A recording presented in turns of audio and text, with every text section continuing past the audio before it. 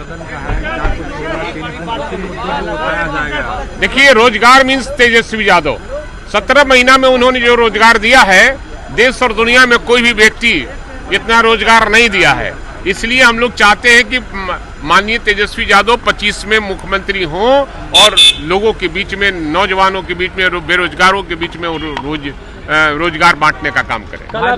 कल आप सत्ता पक्ष के चले गए थे और सत्ता पक्ष के नहीं, आप लोग गलत ढंग से और लोग कह रहा है उसको आप कह रहे हैं। मैं एक मैसेज देने के लिए गया था मुख्यमंत्री के सीट पे। मैं मैसेज इसलिए देने चाहता था कि माननीय अध्यक्ष महोदय को लिखित रूप से माननीय हमारे नेता तेजस्वी यादव ने लिखित दिया है कि हमारे जो विधायक उधर बैठते हैं, जो राष्ट्रीय जनता दल के अभी तक हैं, उनको या तो निष्कासित कीजिए, नहीं तो उनका सीट अलॉटमेंट है वहां बैठने का काम करें। और इसीलिए अगर आप नियम का पालन नहीं करते हैं तो हम सारे विधायक जाकर मंत्री की सीट पर बैठ जाएंगे, मुख्यमंत्री की सीट पर बैठ जाएंगे। आप करो, जब नियम का पालन नहीं होगा तो फिर नियम का पालन कैसे हो? तो अभी बीजेपी विधायक कह रहे हैं कि एनडीए की तरफ बैठने का प्रयास कर रहे हैं भाई वीरेंद्र। अच्छा, उनको पता नहीं है, भाई वीरेंद्र के बारे में अभी पढ़ा नहीं है लोग। भाई वीरेंद्र चाहता था कब का मंत्री बना रहता, कब का एमपी बना रहता, लेकिन भाई वीरेंद्र अपने वसूलों से समझौता नहीं करता।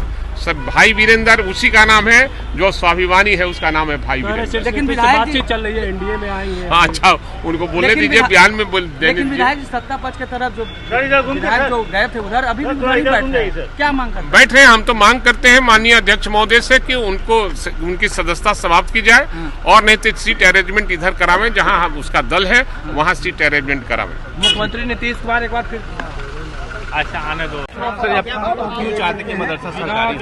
जो 1646 जो मदरसा है, जो सरकार ने इसको सर्वेक्षित करके अनुदान देने का आश्वासन दे के रखा है, तो मदरसा बोर्ड को तो आप मजबूत कीजिए, मदरसा बोर्ड को अस्थायी चेयरमैन दीजिए और इन मदरसों को आप सरकारीकरण कीजिए। और सरकारीकरण करके जो स्कूल शिक्षक को आप वेतन देते हैं वही वेतनमान इनको देना चाहिए। ये इन हैंड सैलरी के तहत ये मजाक मत कीजिए आप। इसलिए हम लोग बोलते हैं कि 1646 मदरसा को सरकारीकरण करना होगा। जमीन को जमीन के लिए तो बहुत पुराना है। अरे भूमि सर्वेक्षण जो हो रहा है, भूमि सर्वे, तो भूमि सर्वे के बहाने गरीबों को उजरने की गुंजाइश हो गई है। पहले आप ये तय कीजिए, सर्वे कीजिए कि किस जमीन पर कौन सा गरीब कितने सालों से बसे हुए हैं। आप बोलते हैं कि निजी जमीन में कोई गरीब अगर 12 साल से ज्यादा समय से बसे हुए हैं तो बातचीत पर्चा देंगे उसको आप गैर मजरूआ सरकारी जमीन में 100 साल से लोग बसे हुए हैं, तो गैर मजरूआ जमीन में आप सरकारी संस्थान बना रहे हैं, संशोधन करके आप पंचायत भवन बना रहे हैं, आप सरकारी भवन बना रहे हैं, तो गरीबों को बंदोबस्ती क्यों नहीं दी जा सकती, आवासीय बंदोबस्ती? इसलिए पहले भूमि सुधार आयोग के तहत जो सर्वेक्षण दिया आपको, जो 21 लाख एकड़ जमीन जो फालतू जमीन है या अतिरिक्त जमीन है, उसको पहले निकाल के हासिल कीजिए ना आप, और गरीबों को अस्थायी बास आवास का पर्चा देने की गारंटी कीजिए, तब भूमि सर्वेक्षण कीजिए।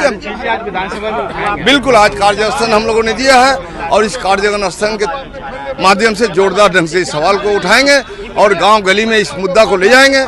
जब तक हमारे गरीबों को, बसे हुए गरीबों को बंदोबस्ती, आवासीय बंदोबस्ती या बासगी पर्चा देने की गारंटी नहीं होगी, हम भूमि सर्वे को लागू नहीं होने देंगे।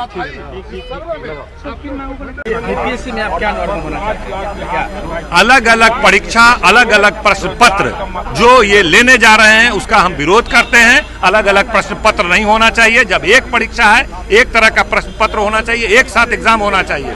अलग अलग प्रश्न पत्र दे करके नॉर्मलाइजेशन के नाम पर ये धांधली कर रहे हैं। छात्रों में गजब का आक्रोश है, नाराजगी है। ये हम मांग करते हैं कि भाई आज हम लोगों ने कार्य स्थगन लाया है कि मुख्यमंत्री और उनके विभाग के मंत्री जवाब दें। और एक परीक्षा है, आप कहते हैं कि 1 नेशन 1 इलेक्शन, और यहाँ पर एक परीक्षा है, आप 2-2 सेट 3-3 सेट आप अलग अलग क्वेश्चन देंगे। अलग अलग क्वेश्चन में आप किसी को प्रभावित भी कर सकते हैं, किसी का भारी क्वेश्चन हो सकता है, किसी का हल्का क्वेश्चन हो सकता है। और दूसरी तरफ आप सिपाही भर्ती कर रहे हैं, सिपाही भर्ती में जो सर्टिफिकेट लगाया EWS का या क्रीमी लेयर का, कहते हैं नहीं ये सर्टिफिकेट नहीं, पुराना लगाना था। अब सारे लोग जो लगा चुके वो प्रभावित हो रहे हैं। इसीलिए ये नौकरी न देने की साजिश है।